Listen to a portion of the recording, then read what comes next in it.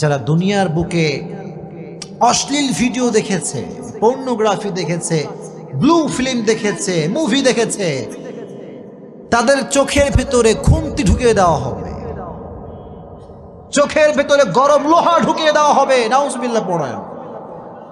এই চোখ দিয়ে বাজে কাজ দেখেছো, হারাম কাজ দেখেছো, আল্লাহ যুব সমাজকে অশ্লীল ভিডিওর থেকে বাঁচায় দিক পড়ো না। আমি যুবক, পর্নোগ্রাফি দেখে নিজের জীবন নষ্ট করে দিও না। যেই যুবক, যেই মুরব্বী, যেই বোন, যেই মা মোবাইলের ভিতরে অশ্লীল ভিডিও দেখবে, তার ইমানের তাপমাত্রা কমে যাবে।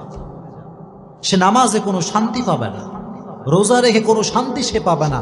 আল্লাহ কসম করে বলছি, নামাজ পড়ে সে কোনো শান্তি পাবে না। চিল্লায় কোন ঠিক কিনা? কোনো শান্তি নাই। It will damage your soul, damage your soul. আত্মাকে নষ্ট করে ফেলে। এটা বাজে জিনিস যখন আমরা দেখি, এটা আমাদের আত্মাকে নষ্ট করে ফেলে। ইবাদতের যেই মজা, যে স্বাদ, এটা আমরা হারিয়ে ফেলি। এজন্য আজ থেকে কোনো বাজে ভিডিও আপনারা দেখবেন, যখন দেখবেন। এখন কথা হচ্ছে একটা বিষয় বলে দেই, অনেক সময় আচ্ছা স্মার্টফোন আছে কার কার? দেখি হাত তুলেন তো। স্মার্টফোন আছে কার কার? অ্যান্ড্রয়েড ফোন আছে কার কার? সবার আছে এখানে অ্যান্ড্রয়েড ফোন? আচ্ছা মাশাআল্লাহ, হাত নামান।